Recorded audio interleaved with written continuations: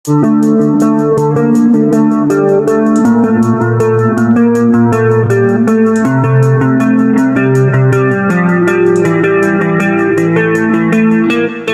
janji Andika Perkasa, pengamat kalau tak sanggup hadapi KKB di Papua serahkan ke Listio. Sebelum lanjut, pasang rompi anti peluru kalian, siapkan senjata, pasang amunisi, dan putar intronya, Bo.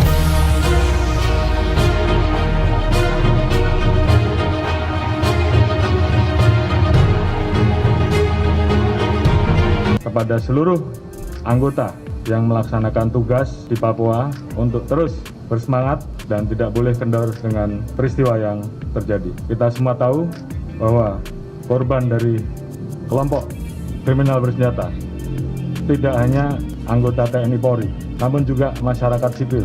Saya perintahkan kepada seluruh anggota Satgas yang bertugas, lakukan terus pengejaran terhadap kelompok kriminal bersenjata yang ada di Papua.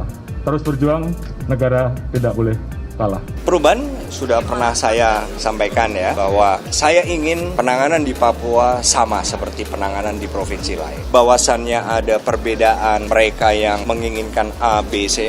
Menurut saya itu sesuatu yang juga sangat manusiawi. Yang penting bagaimana kita menghadapi dengan mengembalikan penanganan masalah secara militer ya, secara militer dengan menggunakan kegiatan-kegiatan oleh satuan organik. Di situ ada satuan teritorial, ada Kodam, Korem, Kodim, sampai Koramil. Di situ juga ada batalion tempur, ada juga seperti halnya jadi saya yakin persoalan-persoalan keragaman keinginan dari warga masyarakat dimanapun juga di seluruh Indonesia, termasuk di Papua, saya yakin bisa kita hadapi. Rentetan konflik di Papua memicu tanya, apa yang terjadi? Bukankah pusat telah memberikan sejumlah keistimewaan kepada Papua? Tapi mengapa konflik tak lekas berakhir? Direktur Rumah Politik Indonesia Fernando Emas membongkar serangan maut kelompok kriminal bersenjata KKB Papua yang membuat 2 anggota TNI gugur. Fernando mengatakan gugurnya kembali 2 anggota TNI harus menjadi perhatian serius Panglima TNI Jenderal Andika Perkasa. Setelah 4 bulan menjabat sebagai Panglima TNI, Andika belum menghasilkan cara yang jitu menyelesaikan KKB di Papua. Kata Fernando, belum lama ini. Padahal menurut dia, persoalan KKB sempat menjadi perhatian utama Andika usai dilantik. Fernando mengatakan saat itu Andika bahkan melaporkan konsep penyelesaian KKB Papua kepada Presiden Jokowi. Dia pun menagih janji Andika terutama hasil dari konsep yang dibikinnya. Pada era Andika, sudah ada beberapa warga sipil dan anggota TNI yang menjadi korban KKB, imbuhnya. Fernando melihat Andika hanya berencana saja dan tidak memiliki kemampuan dalam menyelesaikan KKB di Papua. Menurutnya, kalau Andika tidak mampu menyelesaikan persoalan KKB di Papua, sebaiknya serahkan saja kepada Kapolri Listio Sigit untuk menyelesaikannya. Jangan hanya karena kepentingan menjaga citra jelang 2024, Andika tidak peduli dengan korban, ucapnya. Fernando mengatakan opsi konflik Papua diserahkan ke kepolisian sepenuhnya perlu dipertimbangkan. Dia berharap Polri bisa menyelesaikan konflik secara humanis dan mencegah korban berjatuhan lagi. Direktur Rumah Politik Indonesia Fernando Emas membongkar serangan maut kelompok KKB Papua yang membuat 2 anggota TNI gugur.